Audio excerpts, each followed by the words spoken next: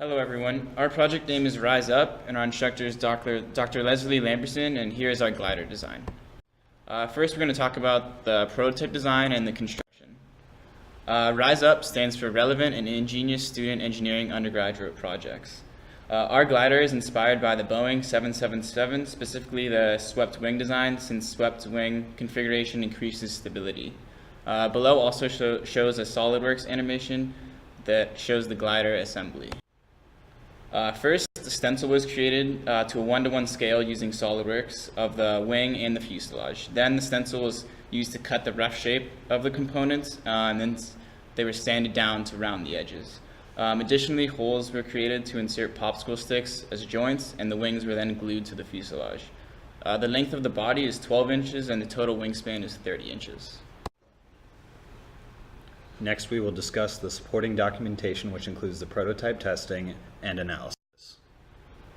To the left is a video of initial flight tests. The glider experiences unstable pitch during steady-state flight due to improper CG placement, which will be discussed later. In addition, the adhesive used for the joints was tested by gluing a popsicle stick to 2 foam blocks, which is shown on the picture to the right.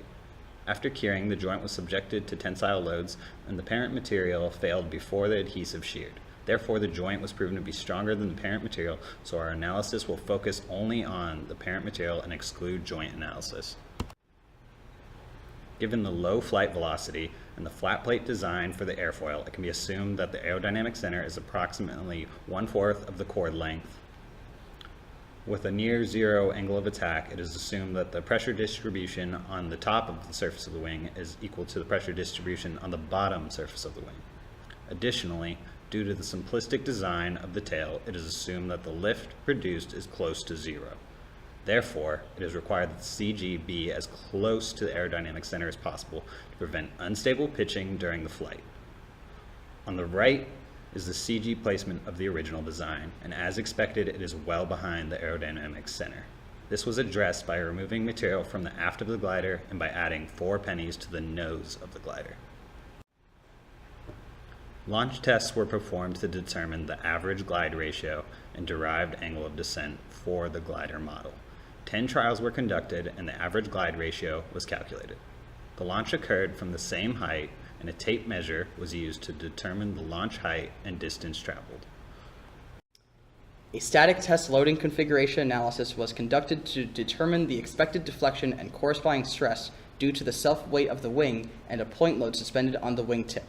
It was assumed that the material is isotropic and homogeneous, and that a linear elastic analysis can be used. Additionally, the wing was modeled as a prismatic rectangular bar that is fixed on one end to create a cantilever configuration. The deflection equations are derived using energy methods, and while the deflection in the wing is minimal, it is calculated here for reference. The resulting stresses show that the wing design is adequate for the design loads.